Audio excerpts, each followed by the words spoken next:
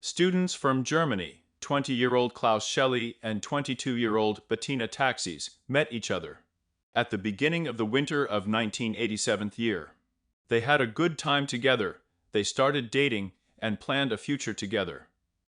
But, as they say, man assumes, but God disposes. Their dreams never came true. The story of this young couple is still full of mysteries.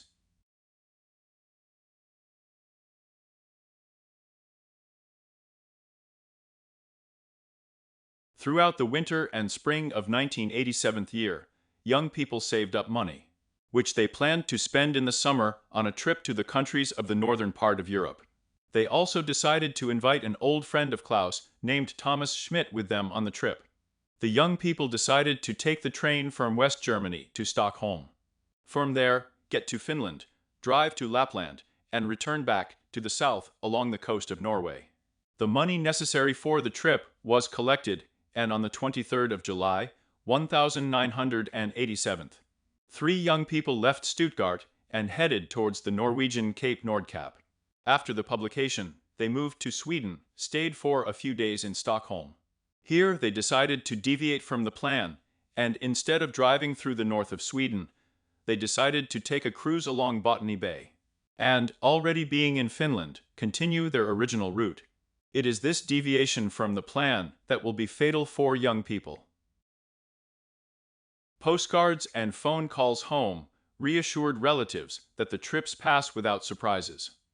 On the 27th of July, at 10 o'clock in the evening, the trio boarded a cruise ferry, a cross between a liner and a ferry. Viking Sally in the port of Stockholm, which was supposed to deliver the young people to the Finnish city of Turku by 8 the next morning. The Viking Sally was part of the Finnish shipping concern Viking Line, which operates daily routes between Sweden, Finland, and the Åland Islands. The vessel can accommodate up to 2,000 passengers and 400 cars. The crew is about 200 people. The ship was built at the shipyards of the German city of Papenburg in 1980. An engineer from England named Patrick Halley, by his 26 years, had time to experience more than his peers. His studies were not going too well. He has already managed to try drugs and break up with his fiancée. The young mind flared up, and the young man decided to go from London to Israel, where he worked in a local kibbutz. There Patrick Halley met a student from Lapland named Maya. Together they decided to go to Maya's homeland and meet her parents.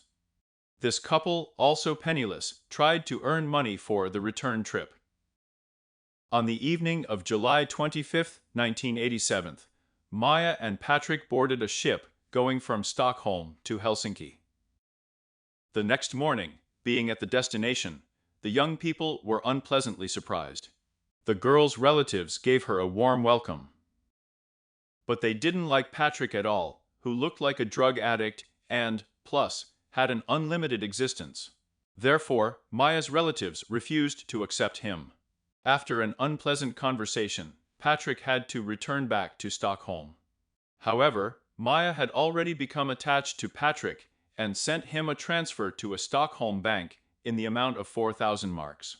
Patrick did not want to return to inhospitable Helsinki, so in the evening, he boarded the Viking Sally, on which he planned to cross to Turku. From there, he planned to get to Helsinki and meet Maya. Town's businessman and his partner Sakari also boarded the Viking Sally. They were engaged in the supply of auto parts from Germany to Finland. Three young men named Sami Pentti and Willie from the Finnish city of Kangasala spent a day in Stockholm, and spent all their money on drinks and entertainment. At the Social Security Service in Stockholm, they got tickets home and went to Turku. Callie and Osi from Kotko City were on board under similar circumstances. Several hundred scouts have been looking forward to their trip to Finland all summer, where they will visit a scout camp organized in Sova, about 50 kilometers from Turku. Among them were families, pensioners, war veterans, and various tourist groups. Viking Sally's passengers represented at least 9 different nationalities.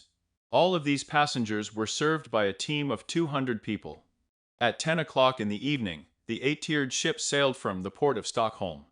The passengers were informed about the necessary information and wished a pleasant trip by a loudspeaking notification. The restaurants and shops on board the liner were immediately lined up with passengers who booked cabins, took their luggage with them, and the rest began to look for free places where they could spend the night.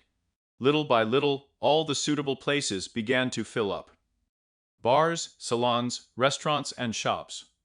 There was nothing unusual about that. Klaus Schöckle, Bettina taxis, and Thomas Schmidt also started their journey in the most ordinary manner. They made a few purchases in the store, looked around on the ship, and began to look for a convenient place to spend the night. Klaus and Bettina decided to meet the dawn during their sea voyage. Therefore, their choice instead of spending the night fell on an open-air helipad. Thomas Schmidt is their friend. In order not to disturb the young couple, I decided to spend the night on the tier below, under the roof. The weather was warm, and therefore many passengers gathered around the helipad. From this place, they could watch the Stockholm archipelago disappear over the horizon during sunset. 3 young men from Kangasala, taking with them several bottles of beer, also decided to look at the order from the helipad. Later they recalled that they saw 2 foreigners with sleeping bags who were standing at the windshield. Before going to bed, Klaus and Bettina took a walk around the ship. They met with Town, who was well acquainted with Germany. Conversations with Klaus, they discovered similar interests in cars. In addition, Klaus studied automotive engineering at the university. They even planned to go down to the lower deck, where the cars were transported, so that Tana would show Klaus the transported spare parts. Since the doors leading to this deck were closed, the men decided to look at the spare parts in the morning. Finally, they exchanged addresses in order to continue an interesting communication for both of them. Afterwards, when Bettina and Klaus were talking about Tana, Bettina noted that Tana is a cheerful Finn. Around 1 o'clock in the morning, Klaus and Bettina returned to their sleeping place on the helipad. The darkness and the cool wind had already driven other people from the upper deck. Pansy and Willie from Kangasala met Collie and Osi and Skotke in the restaurant. Soon Patrick from England joined them.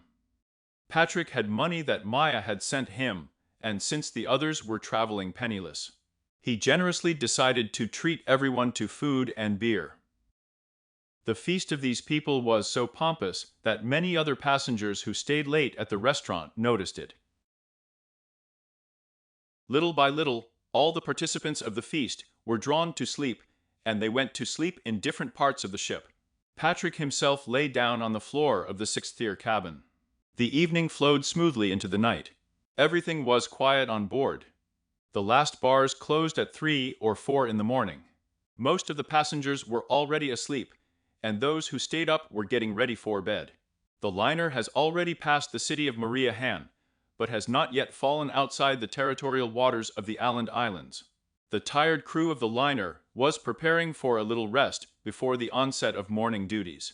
Security Officer Ramo Volston prepared to hand over the duties to his replacement. A wild sense of freedom and a strange new environment kept some of the scouts in high spirits, and they wandered around the ship, which often caused concern. After wandering aimlessly by 3:45, 3 Danish youths found themselves on the helipad. At first glance, it seemed to them that there was no one on the deck. But then one of them noticed 2 figures at the ventilation. The guys decided that it was some kind of drunk or stoned. These 2 figures repeatedly tried to get up, leaning against the wall, but each time they fell to the floor. One of the scouts came closer to help and saw that it was a young guy and a girl. Their faces were covered in blood. 2 scouts were left with the wounded, and the 3rd ran to inform the personnel of the liner about the find. From that moment, one of the largest investigations of the Finnish police began. The personnel of the liner immediately contacted the security officer Rima Volston. He found serious injuries on the bodies of Klaus and Bettina.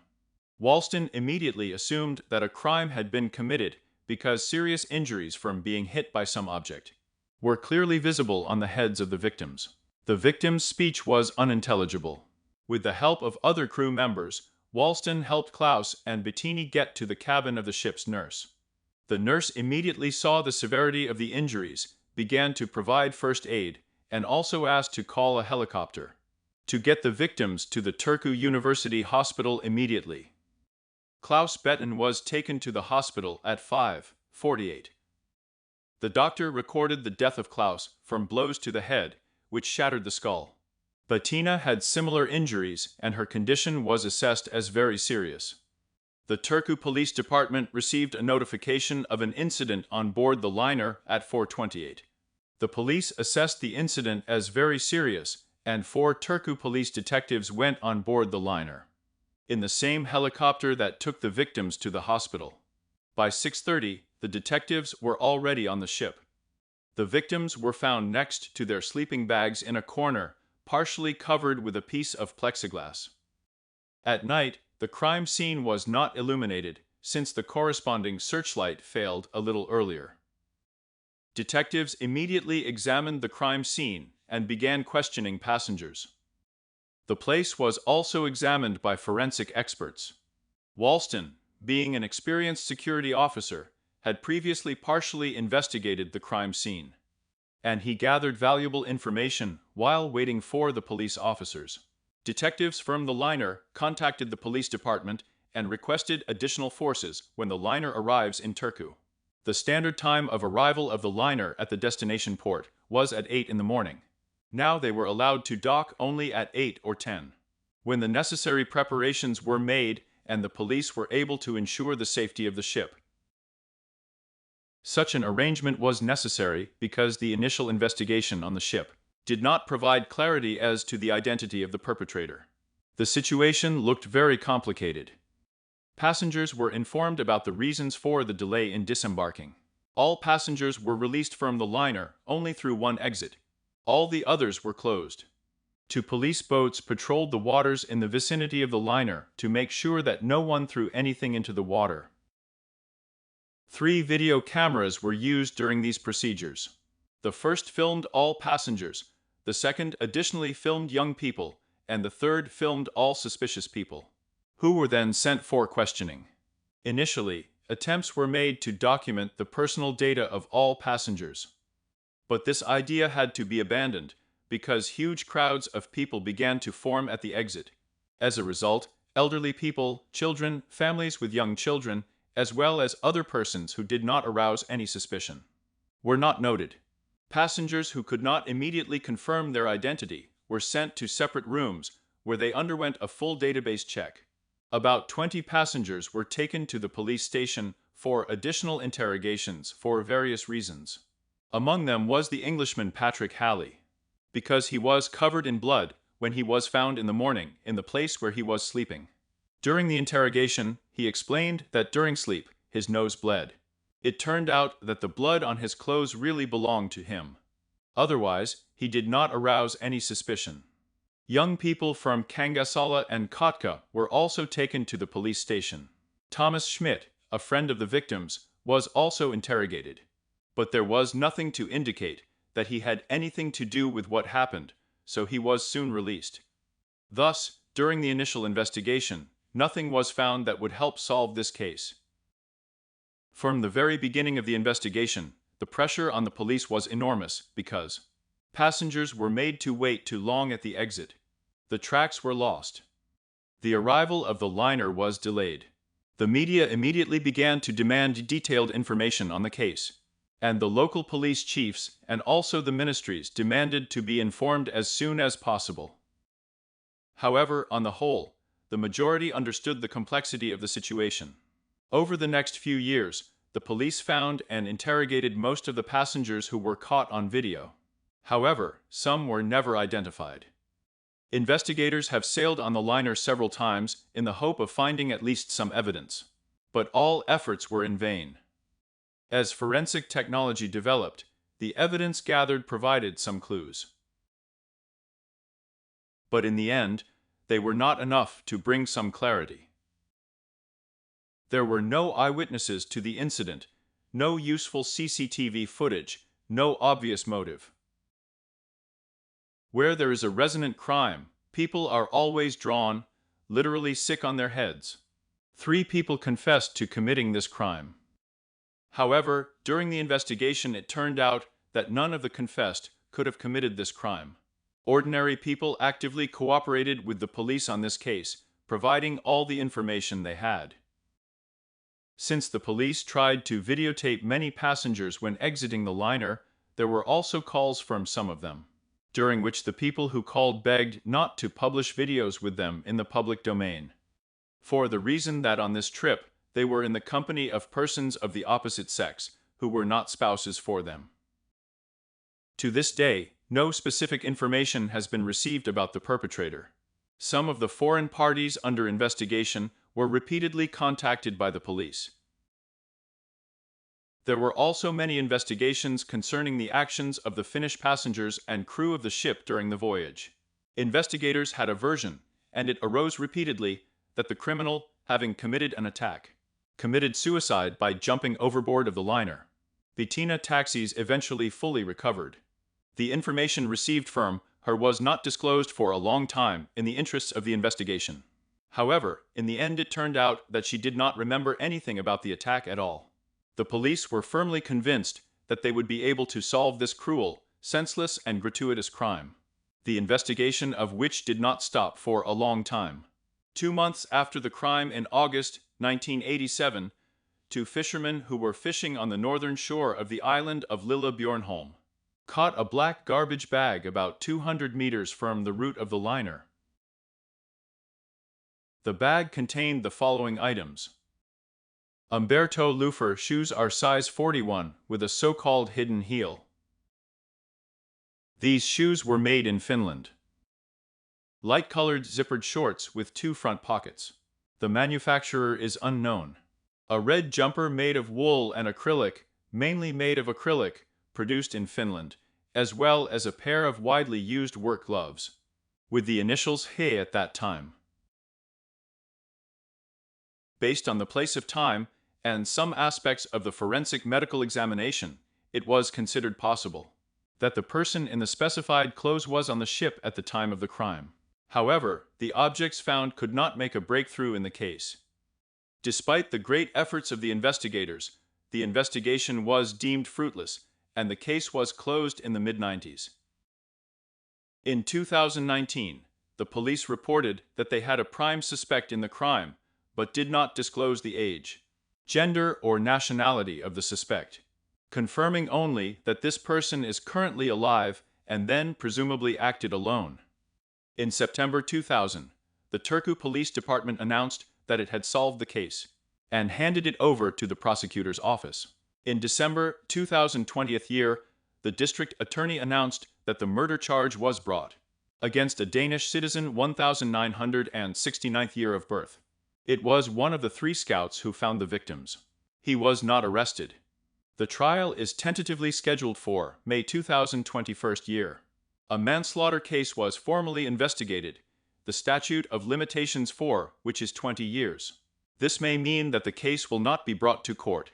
Not so long ago, the case was reclassified as murder and attempted murder. For such articles, the statute of limitations is not taken into account. Charges in such cases can be brought 30 years later. The prosecutor's office explains the new charge solely and brutally. If a guilty verdict is handed down on the charges, it will mean the longest period of preparation for sentencing in the entire history of the Finnish judicial system. In 1993, the Viking Sally liner was renamed in Estonia on the night of September 27th to 28th, 1994, as a result of the crash of the liner Estonia. 757 people went missing and 95 people died. That is, only 852 of the 989 passengers and crew members on board. This wreck is recognized as the largest peacetime shipwreck in Europe. It became known that Estonia transported military equipment at least twice. It was during its previous flights, on the 14th and 20th of September. However, there is no data that would confirm that the transportation of military equipment was associated with the death of the ship. However, this is a completely different story.